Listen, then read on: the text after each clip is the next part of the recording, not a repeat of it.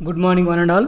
So, in the last class, we have seen process of quantization. Okay. So here in ADC, we have to perform three operations. What are they? Sampling, quantization, and encoding. So we have ADC ICs where all these three will be performed at a time. So sampling means continuous time becomes discrete time. Quantization means continuous amplitude becomes discrete amplitude. So if you perform both operations, both will be discretized. What are they? Time as well as amplitude. Both will be discretized. And if you do encoding, so you can able to write so every amplitudes and times in the form of ones and zeros like this. Now finally this is called a digital signal. So these are the representation of continuous time signal, and this is a representation of discrete time signal. So combinedly called as a analog to digital conversion. So this is about quantization. So we perform quantization on the sampled values. Okay. So x is the sample value, and you apply to the quantizer, you get a xq, that is called quantized value. So input to the quantization is sampled value in generally. So this is a quantization function. Now, so what is the quantization? Rounding up the sampled value to the nearest quantization level. So or it is simply discretization of amplitude. Okay. So we discuss about uniform quantizer where the step size delta is uniform throughout the input output characteristics curve. Now this is the Q of x, x maximum, x minimum are the limits of the quantizer, and so delta is L is nothing but number of quantization levels, that is equal to 2 power n. So the quantization step size is x maximum minus x minimum by L, or you can also write that as 2x maximum by 2 power n or 2x maximum by L. So quantization error is nothing but sample value minus quantized value. So this is how we define the quantization level. We take two boundaries. Okay.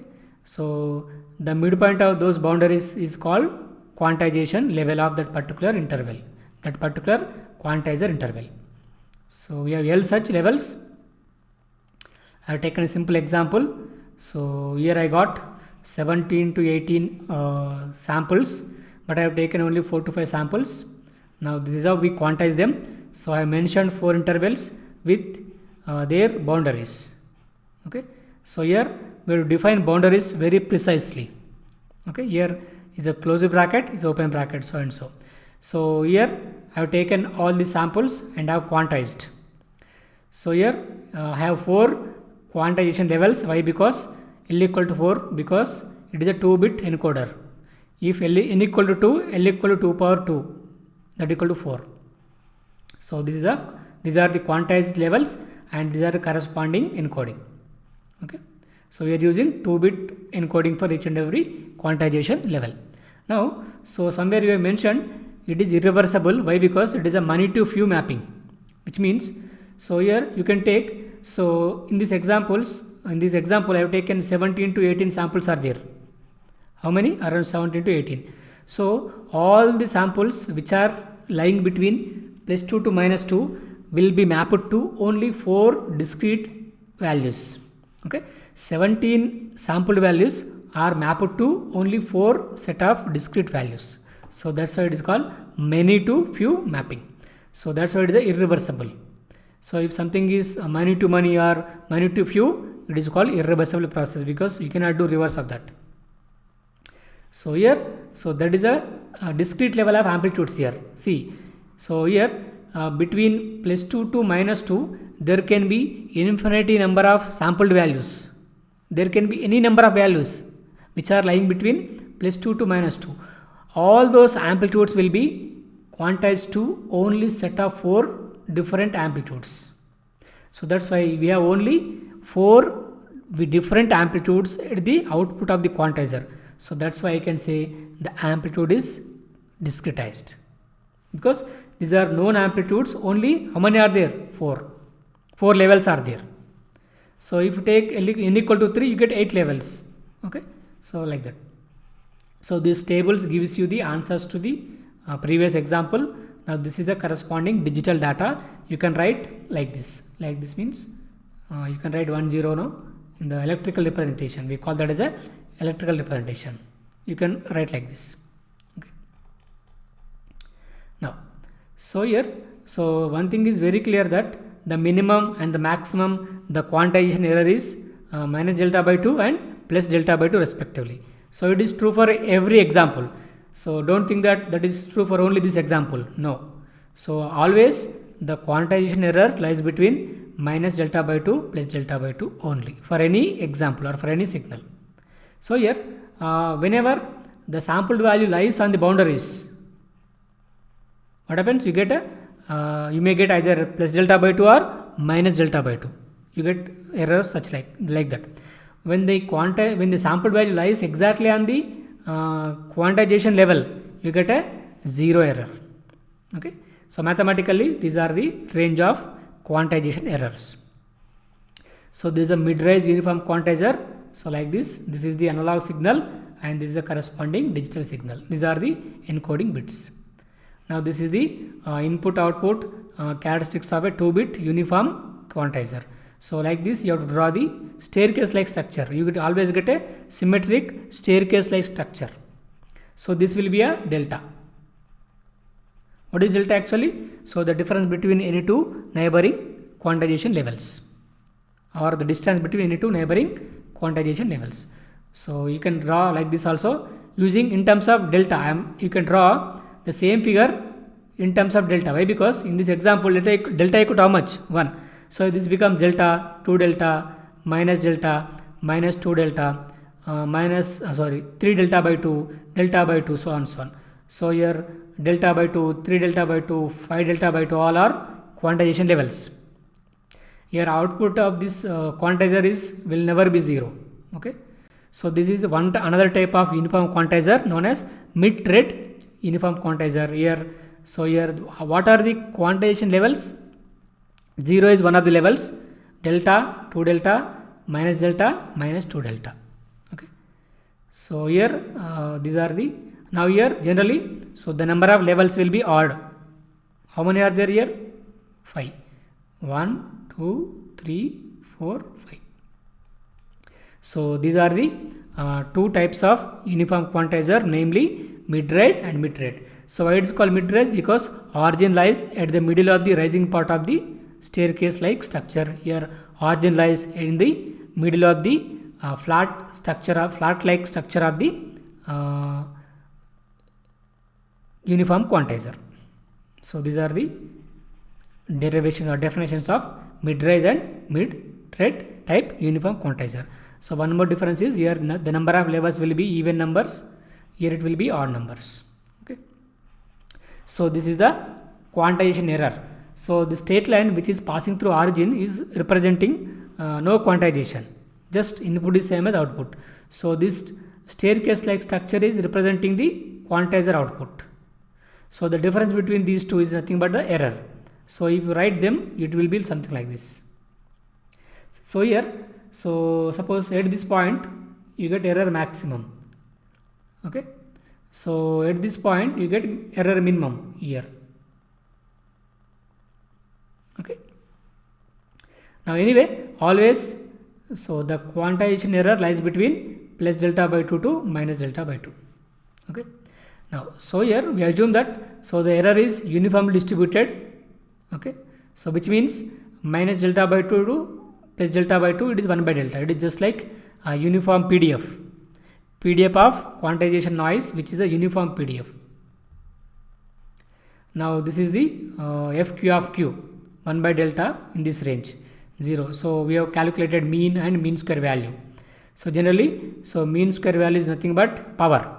That is called quantization noise power. So how much you get? Delta square by 12. But what is delta? 2x maximum by L or 2x maximum by 2 power n. I have substituted here, you get something like this. You take logarithm, you get like this. Now here, so in the case of unit 2, we have seen SNR, signal power by noise power. Here in the same way, we have SQNR, which means signal power by quantization noise power. Suppose if signal power is sigma x square, now what is the definition of SQNR? Sigma x square by sigma q square. So this is what you get. This is what you get. So if you take logarithm, so this is the SQNR of given uniform quantizer. Now for n equal to 1, this is the expression. This is for n equal to 2. So what is happening? So these are the this is the relative input power. Generally this is called as a relative input power. This is the output SQNR. So if you draw the graph between them, it is increasing linearly. So this is for n equal to 1, it is for n equal to 2. So the gap would be 6 dB. So SQNR increases by approximately 6 dB for every additional bit. So if you use 1 bit encoder, this is the graph. If you use 2 bit encoder, this is a graph. So you get a approximately 6 dB gain in the SQNR. So we are writing everything in dBs only. Okay, this graph is drawn in dBs. So this is the almost linear curve. What is happening here? So if input power increases, SQNR also increasing. Okay, so that's the meaning of linearity. So if the input power is less, SQNR also less. Okay, so that is the meaning of these curves. So for sinusoidal input, what happens? So if I keep x of t equal to am cos 2 pi fmt, now these are simple calculations. You get 3 by 2 L square is a SQNR. This is the main formula actually. How much? 3 by 2 L square, or you can also write 3 by 2 2 power 2n. Also you can write 3 by 2 4 power n. So if take in logarithms, SQNR is 1.8 plus 6n, approximately equal to 1.8. This is very, very important. So here also SQNR increases by approximately 6 dB for every additional bit. You must know this. It is 1.8 plus 6n is the SQNR of the uniform quantizer if and only if input is sinusoidal signal. Now, so let us see what do you mean by this non-uniform quantization. So here the name itself indicates. So non-uniform means what happens? So here before that you take any normal speech signal. It is generally random in nature or it is non-uniform. Why? Because you take a typical speech signal. You record your speech signal. What happens is generally we speak slowly, which means we speak using our normal tone. So sometimes we speak loudly. Okay. So here, so that's what is being written here. The amplitude is more likely to be close to 0 than at higher levels. Okay. So this is the meaning. So here weak signals or signals that are having smaller amplitudes or more frequently occurs. They occur more frequently. If you record your voice, generally we will use smaller amplitudes most of the times. Rarely we use larger amplitudes. Okay. So that is the observation that we can make from our speech signals. Okay. So this is a trend that is being observed in the speech signal. What happens? So most frequently we use smaller amplitudes in our voice. Okay. Rarely we use larger amplitudes, or otherwise I can simply say, so frequently we use weak signals in our speech. Rarely we use loud signals in our speech. Okay. So if they are occurring very frequently, they should be given high accuracy. We want to have high accuracy to the signals that are appearing more frequently. What signals are appearing more frequently? Signal with a smaller amplitudes. Okay. Now, so we can keep less accuracy for the signals that are appearing rarely. What are they? Strong signals or signals with larger amplitudes. So here I am talking about mostly about speech signals. Okay. So this is a trend we can observe in our speech signal. What is the trend? So if you record your voice, 95% of times we will speak very slowly, which means we speak using smaller amplitudes. Sometimes we use larger amplitudes in our speech. Okay, so but what is happening in the uniform quantizer? You observe. So here, so smaller amplitudes, let us take this smaller amplitudes is having lower SQNR. So this is amplitude, this is a relative power actually, this is a relative power. This axis is relative power. So if the power input power is more, SQNR also more. Okay, so which means so signals with smaller amplitudes are having smaller SQNR. Signals with larger amplitude is having larger SQNR. Okay, but so what we want is, so these are signals that are appearing very frequently. They should be given more accuracy compared to the signals that are appearing very rarely. Okay. Now, so this is the now to overcome that problem in the uniform quantizer. So we go for non-uniform quantization. So what do you mean by that? Here, so the step size is not uniform. What do? We make step size as a variable. So in the uniform quantizer, the step size is constant throughout the characteristics. What kind of characteristics? Staircase like characteristics like this. We always maintained the step size constant. Okay. Now here, so how to choose step size now? It is variable. It is not uniform, but in what fashion it should change? The question is, in what way we should change the step size so that we can able to get high accuracy to the signals having smaller amplitudes, less accuracy to the signals having larger amplitudes. Now here, so what happens here is, you take a smaller amplitudes. You want to have a high accuracy. That is our aim. How to achieve high accuracy, which means the quantization error should be low. That is simple meaning, obviously, right? So if the error is low, which means there is more accuracy. Now, how to achieve less error? By keeping or by choosing delta very, very low. Why? Because, so if you go back to the quantization noise power, what is that?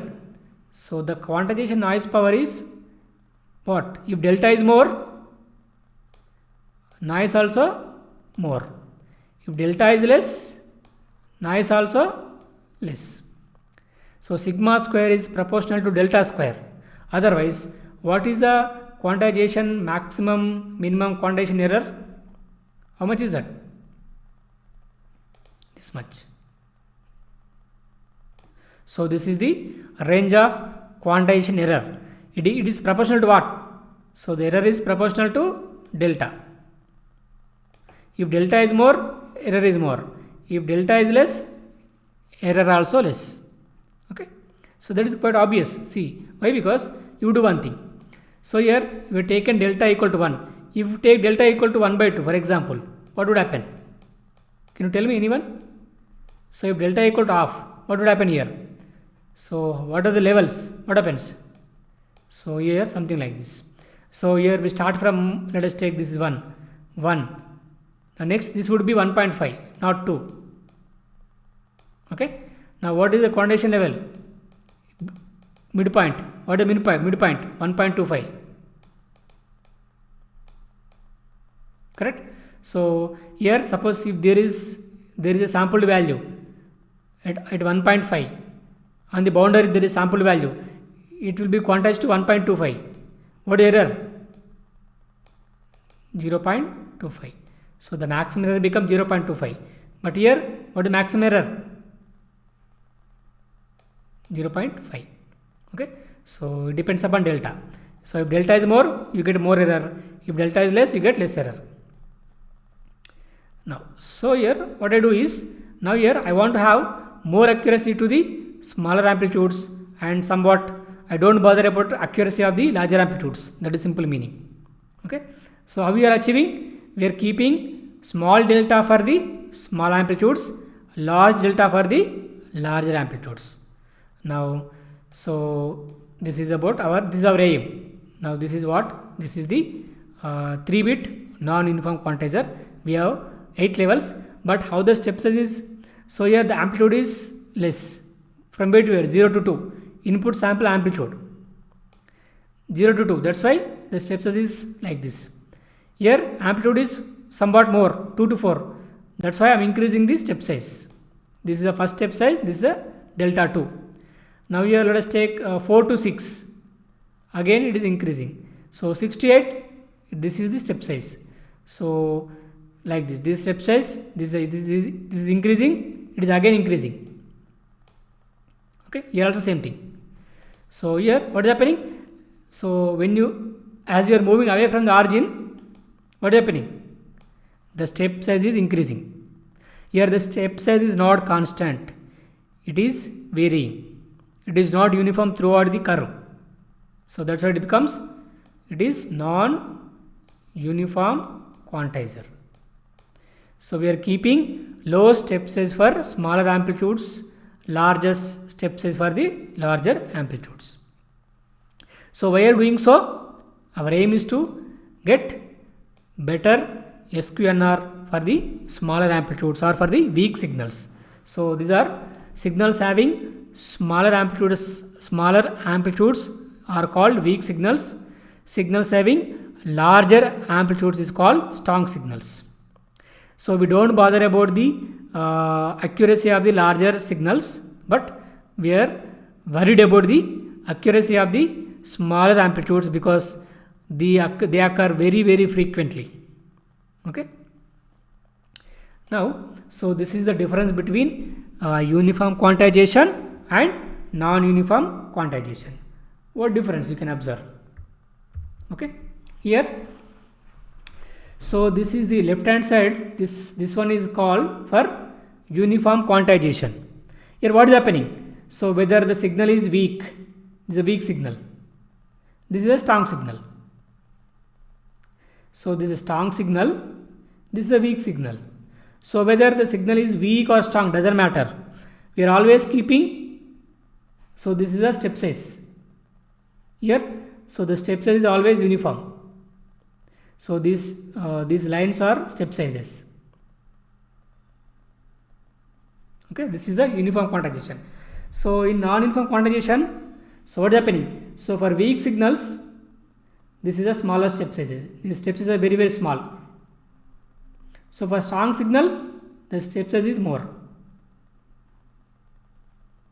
So larger step size for larger amplitude signals, smaller step size for smaller amplitude signal. So that is for non-uniform. Now this is what in uniform quantization. So the step size is same for all kind of signals, whether it is weak signal or strong signal, doesn't matter. Okay. Now, so that is about non-uniform quantization. Okay. So this is actually here. This is the step size. So it is same whether signal is having smaller amplitudes or larger amplitude, doesn't matter. It is always same. But here not like that. So for weak signal, this is step size very, very small. For larger signal, this is step size very, very large. Okay. So that is about non-uniform quantization. Now, so far so good. But how to realize non-uniform quantization or non-uniform quantizer? So how to realize? We use a compressor and followed by uniform quantizer is called non-uniform quantizer. What is that? A compressor and uniform quantizer is called non-uniform quantizer. Here what we do? So we take a sampled signal, we take samples, we compress them, then we use uniform quantization, we get non-uniform quantization. Again at the receiver end we use the expander. It is just like free emphasis and de-emphasis you have studied in the second unit. Okay. Now, so compressor we use at the transmitter side, expander we use at the receiver side. So here what we do here is we take a sampled signal, we compress it, we apply to uniform quantizer. So these two are combinedly called as non-uniform quantizer. At the other end we use the expander. Obviously what should happen?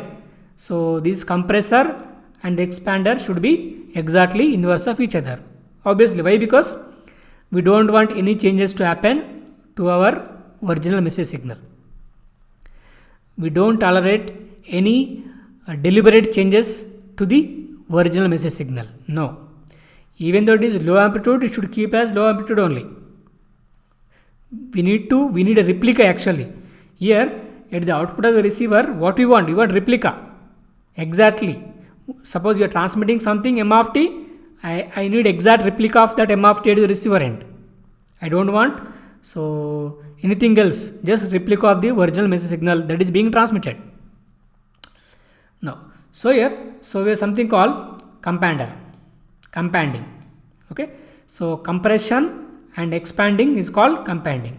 So we take this COMP from the compression and ANDNG from expanding. So simply it is called as companding. Companding means combination of compressor and expander. Please make a note of this. Combination of compressor and expander is called compander or companding. So the combination of compressor and uniform quantizer is called non-uniform quantizer. So you should be very careful about these definitions. Now, so this is the compressor and this is the expander. So what is the job of the compressor? So compressor provides larger gain to the weak signal and low gain to the high signal, or so it provides amplification to the weak signal and attenuation to the large signal. You can very clearly see here. Suppose this is a weak signal.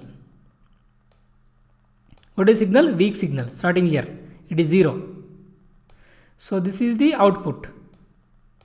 So here, so it is amplified. You can see this length is this much. Here this is more than that. Now let us take large signals. What is happening here? It is providing very less gain. You can see here. Okay, so that is a compressor. What it will do? It will provide very high gain to the weak signal and very low gain to the high signal. So that is a compressor. Okay. Now what expander will do? Obviously it will do reverse of that. So for weak signal, it gives you very less gain. Okay. So for strong signals or for high value signals, it gives high gain. It gives you high gain. You can observe very clearly. So input is like this, output is amplified here. Okay. In this case, what is happening? For low values of input signal, you are getting more gain. You can see very clearly here, something like this. So input is this much, output is this much, little bit bigger. Okay. Now, so this is about companding, which means compressor and expander. Okay. As I told you, so compressor and the uniform quantizer is called non-uniform quantizer. Okay. Now, so if you take care of these both compressor and expander, the net result would be unchanged. Here you can see very clearly what is happening here. So this is the compressor. Okay, sorry, I have taken reverse. So this is a compressor, the red color line. Okay, so this is expander. What is the net result? The straight line, that is a dotted line. That would be unchanged. Correct? So this is the compressor, the expander. So the combined effect of the compression and expansion is what? This a line passing through origin, a linear line passing through origin, which means there is no change at all. Input is same as output. Okay, so that is a desirable thing, right? Okay. So you read this statement properly, you will come to know about the companding, right? So these are the one of most widely used compandings. What are they? Mueller companding and Yela companding. Okay. So I did not write the equations, but here I have drawn the compressor of the Mueller and Yela. It will be something like this. Okay. So these are the standard companding techniques. Some countries use Mueller, some other countries use Yela companding. Here, so in the companding, there are two things, compressor and expander. Here I have drawn only compressor. Whatever expander, it would be exactly opposite of that. Now here, So this is the mu law compressor or mu law compressor. So when mu equal to 1, mu equal to, this is mu equal to, it should be 0 actually. So if mu equal to 0, there is no compression. So for different values of mu, this is the curve. Okay, so these are the curve drawn for different values of mu. In the same way, this is for different values of A. Okay, you get different curves for different values of mu and different values of A. So typically A is equal to 87.6, mu equal to 255. So these are standard values we use in the mu law and A law compounding techniques.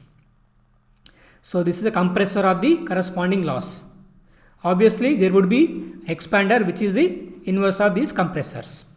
So this is about compressors of the mu law, A law for different values of mu and for different values of A. Okay. Now, so what is the advantage of non-uniform quantizer? Actually, why we go for non-uniform quantization? To achieve better SQNR for the weak signals or signals that are having very low level of amplitude. Now, so when mu equal to 0, so there is no compression, there is no expansion. So it's simply called uniform quantizer. Okay. So this is the curve between relative input signal power versus SQNR. Okay. Now this is for uniform quantizer, which is a linear curve. So we have drawn this already. Let me go back. So there I have drawn this one. Okay, I have drawn here already. So this is the relative input power. This is the SQNR. So the curve is linear curve. Here what happens? So for low amplitudes, low SQNR. For high amplitudes, high SQNR. So that's what happening in case of uniform quantization. But here what is happening? When you go for non-uniform quantization, so we are providing variable step size. So the step size is not constant. So here what happens? So it was constant, it was linear for the case of uniform quantization, and it is something like this for the non-uniform quantization. So in non-uniform quantization, what we use? We use a compressor and expander. Here we are using a compressor, mu law compressor with a value mu equal to 255. Okay. So if you use a compressor, mu law compressor with a value mu equal to 255, this would be the SQNR. What is happening here? Let me take simple example. Suppose, so the input signal power is 10 dB. How much? 10 dB, very, very less. Okay. So what is the output SQNR? Around 5 dB.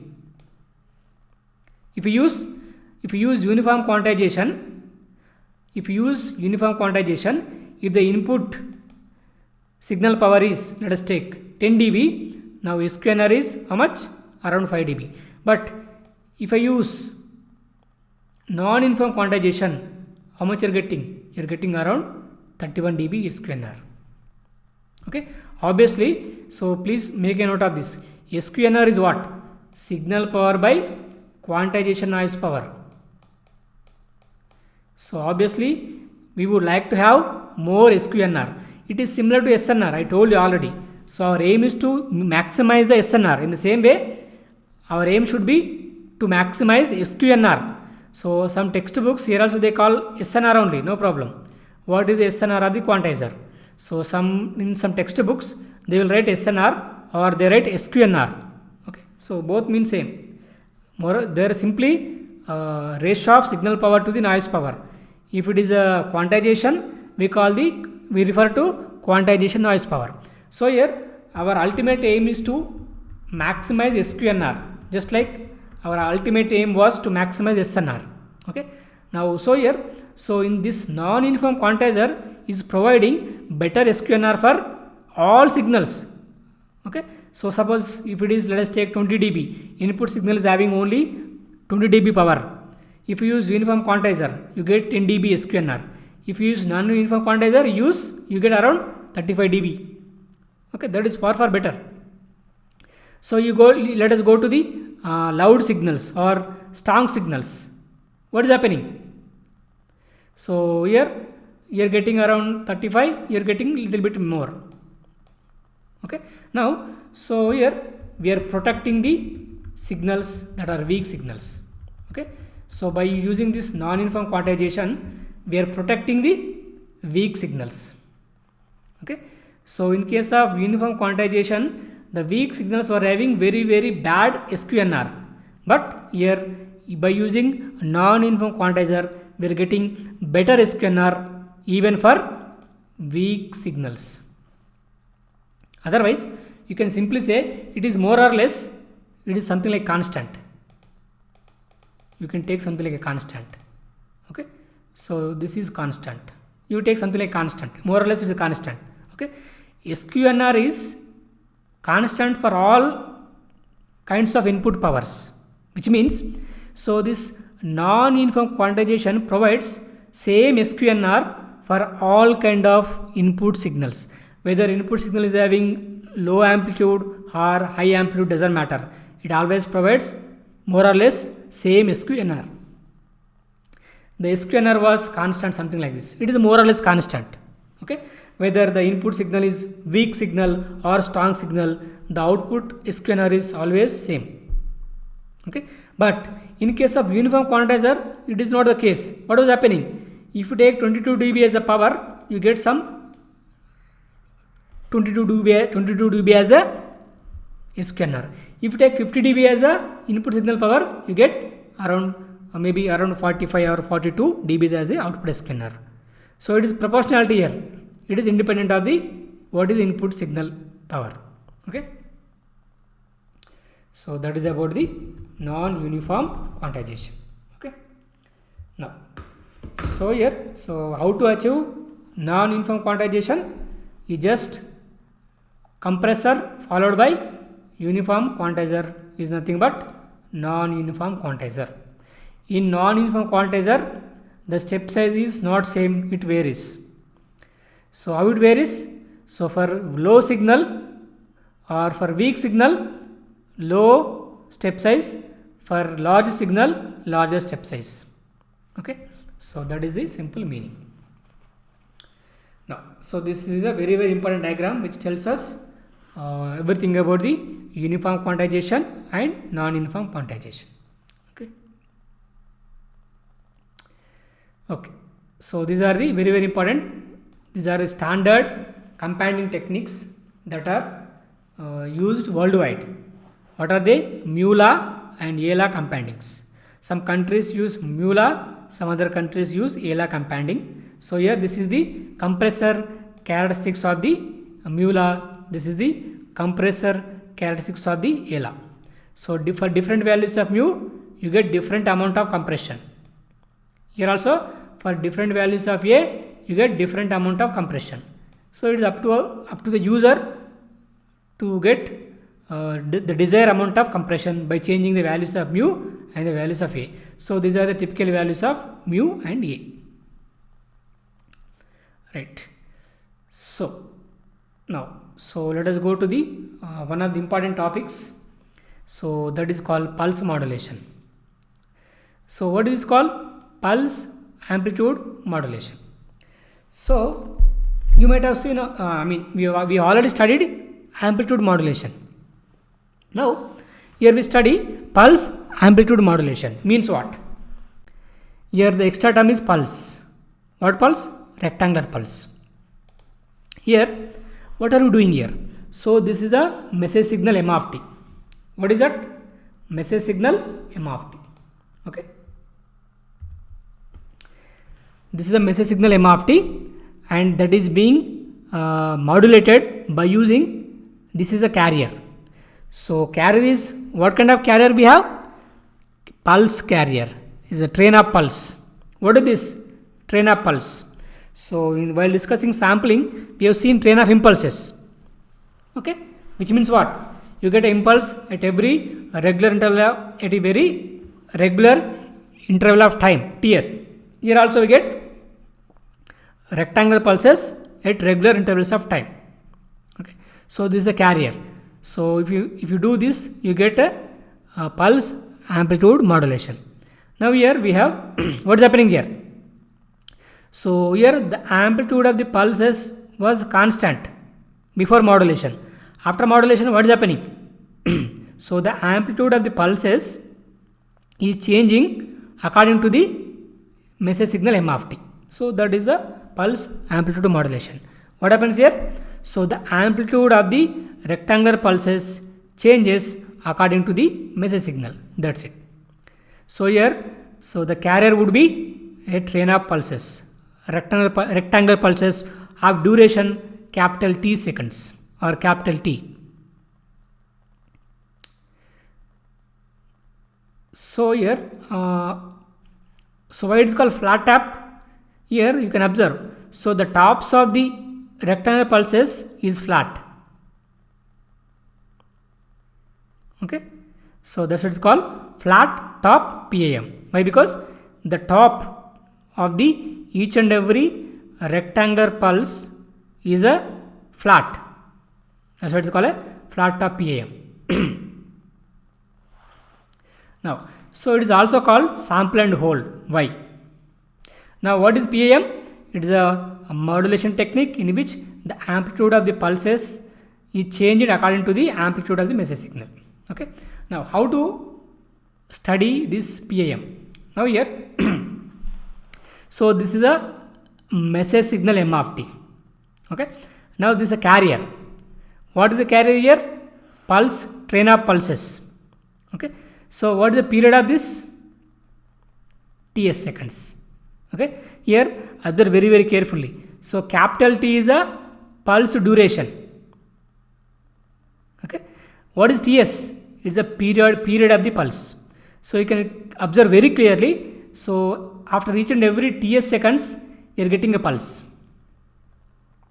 So there is a pulse, a rectangular pulse starts here having a width capital T, and here after Ts we get one more rectangular pulse of width T. So after each and every Ts seconds we are getting a new pulse. So that's why Ts is called the period of the rectangular pulse. What about capital T? It is a pulse duration. Okay, be careful here. Capital T is the pulse duration. Capital Ts is the period of the pulse. That's why always period should be much more than the pulse duration. Okay. So there is also called sample and hold. Why it is so? It is also called sample and hold circuit. How to achieve this? First of all, how to achieve this? Okay. What we do here? Here, so what we do here is, so what we take here is, suppose let us take this signal. We sample at this point, we sample the signal. Okay. So we sample this m of t at this point. What are you doing here? So we are sampling this m of t at this point. You are getting some value. So that value will be held constant over a duration of how many seconds? Capital C T seconds. Okay. So later it becomes 0. Next, after this is, let us take 0. Otherwise, let me start here. So let me start here. So let us take this is 0. Okay. We are sampling at 0. This is the value you get. This is the value you get. Okay. So we are keeping that value as a constant up to some duration capital T. Next, after Ts seconds, we again sample the signal. After Ts second, again we are sampling. This is a sampled value. We keep that value up to a duration of capital T seconds. Next, it will be like this. Next, again we sample after Ts seconds. This is sampled value. So this value will be kept constant up to a duration of T seconds. Next, again we sample here. If you sample here, what is sample value? This value. So this value will be held constant up to some time T, capital T. Next, again we sample here. What is sample value? This sample value. So this value will be held constant over a time duration of capital T seconds, like this. Okay. So this is how we generate pulse amplitude modulation. Here what is written? So amplitude of the pulse at NTS equal to value of the signal at NTS. Okay, this is the samples. Now, so each and holding the sample value constant for the duration of T seconds. So that's why it's called sampling and holding. It's called sampling and holding. So you can see very clearly what I'm doing here is, so here we are sampling the signal at some time. Okay, what are we doing? We are sampling the signal here. Next, we are holding that constant as a up to some time capital T. Next, again we are sampling here after some time ts. So we keep that constant as up to some time capital T. Again we sample. We keep that constant up to some time t. Again we sample. After some time we sample here. Okay, here also.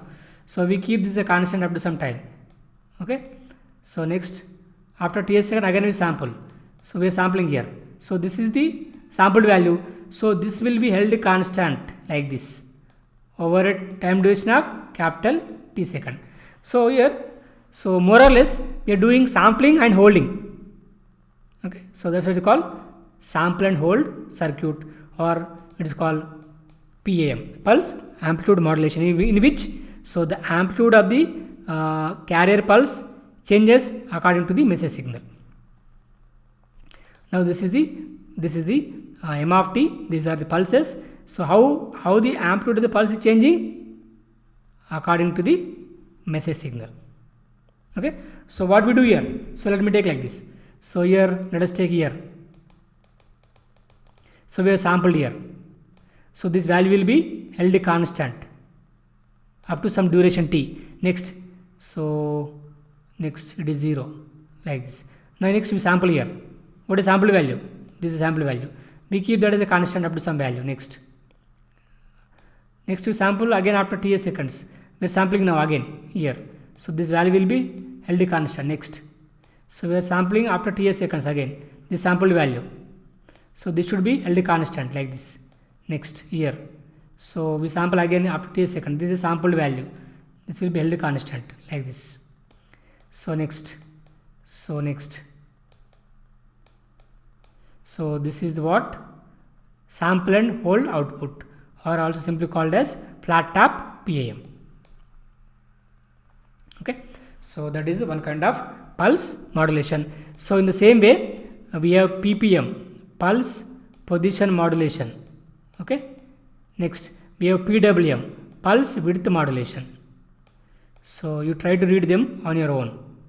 I explained pulse amplitude modulation. Please read pulse position modulation and pulse width modulation on your own. Okay. It is for your understanding only. Right. So thank you. We stop here.